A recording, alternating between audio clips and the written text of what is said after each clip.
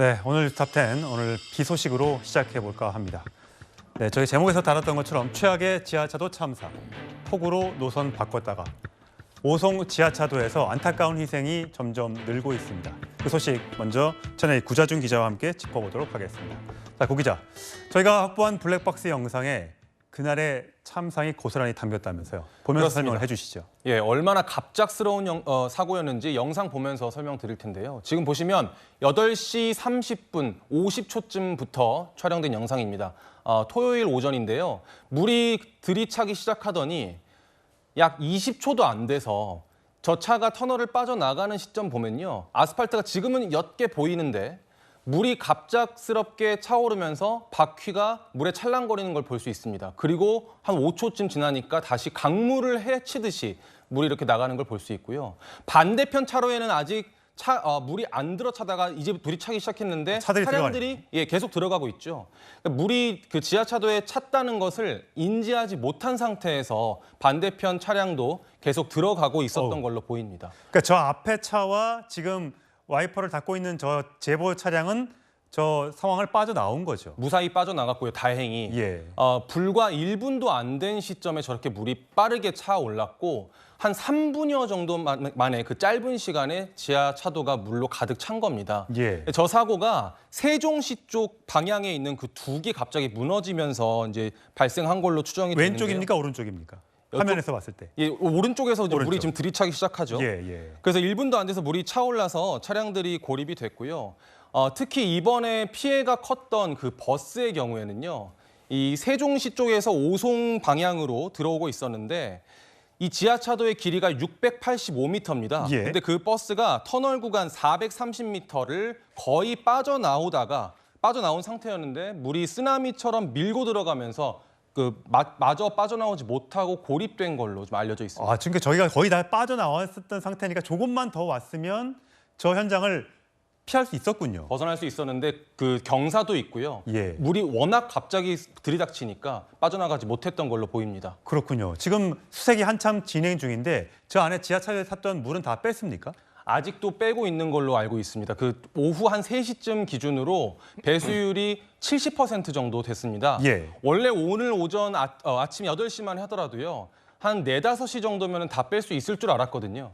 근데 저 지하차도 안에 진흙이 너무 많고 그 모래와 진흙 때문에 배수 작업에 좀 방해를 받고 있습니다. 그래서 조금 더 늦어지고 있는데요.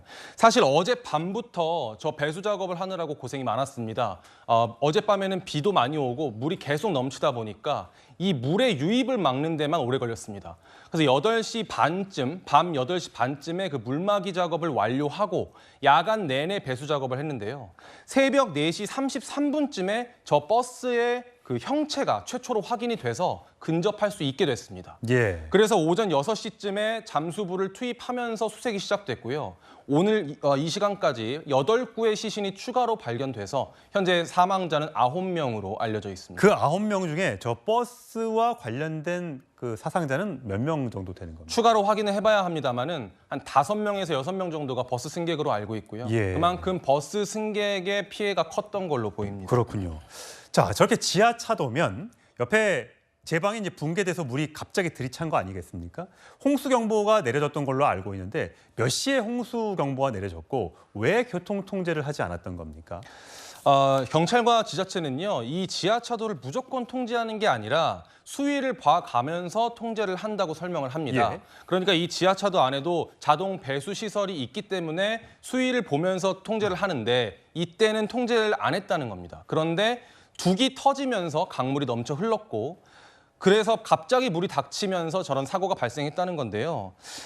침수가 시작되기 불과 10분 전에 미호천교 하천 수위가 계획 홍수위보다 높은 10m 이상이었고요. 예. 그리고 사고 발생 4시간 전에는 이미 홍수 경보가 내려진 상태였습니다. 또 하천이 흘러넘쳐서 지하차도를 덮칠 수 있다. 이런 위험 징후가 이미 몇 시간 전부터 감지가 됐던 상황이기 때문에 사전 통제를 하지 못했다라는 부분이 이제 이 상황이 다 마무리되고 나면 다시 한번 짚어봐야 할 부분으로 보이고요. 예. 특히 그 호우 경보가 내려지면요. 도로관리청인 충청북도가 도로 통제 등 상황 관리를 해야 합니다. 그런데 CCTV 모니터링 외에는 도로 통제가 이루어지지 않았다는 점도 지금 논란이 되고 있습니다. 행정안전부가요, 지난 2020년에 침수 우려 지하차도에 대한 자동 차단 시설 도입을 추진했습니다. 그 결과 대전과 경기 안양, 수원 등에는 이 시설이 도입이 됐습니다. 근데 이번에 사고가 난 그 청주의 지하차도도 올해 예산을 확보해서 자동 차단 시설을 설치를 준비하고 있었던 걸로 전해집니다. 예, 이게 홍수는 여름에 나는데 저 시설이 가을쯤에 도입될 예정이었으니까 어떻게 보면 좀 시기를 놓친 것이 아닌가라는 생각이 드는데, 자, 맹 대표님. 이게 사실 뭐 어제도 보면 댐의 수위가 넘쳐서 그 물이 넘쳐 나오고 또 이렇게 제방이 무너지고 이런 일들이 이번에 갑자기 충청도 쪽에서 벌어졌어요. 그러니까 충청도에 이번에 그만큼 비가 많이 온 겁니까? 500mm 넘는 곳도 있던데요. 맞습니다. 500mm가 넘는다는 것은 비단 이번에 13일부터 내린 비의 양이고요. 나흘간. 그렇죠. 실제 장마 시작은 6월 25일부터 시작이 됐습니다. 이때부터 내린 총량을 따지면 900mm가 넘는 곳도 있습니다. 이미. 그런데 대부분의 지역들이 이번에 13일부터 나흘간 내린 비의 양이 거의 전체 장마가 시작된 이후에 최근에 내린 양이 누적 강수량이 되는데요.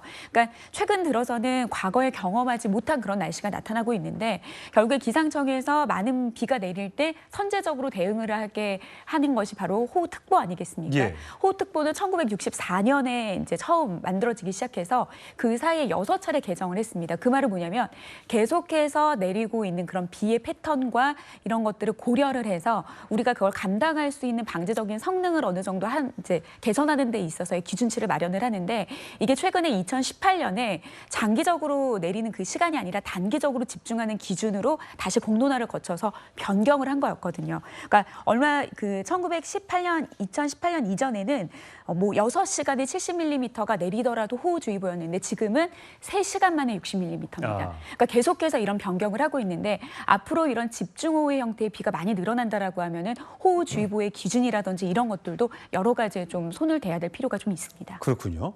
자, 지금 구자준 기자, 저 터널 그 지하차도 안에 몇 대의 차가 있는 겁니까? 경찰은 15대 차량이 고립되어 있는 걸로 추정하고 있습니다. 버스 한 대 확인됐고 예. 14대. 그 외에 이제 10여 대로 지금 추정치니까요. 네. CCTV 분석 결과로는 15대, 버스 포함 15대로 보이고요.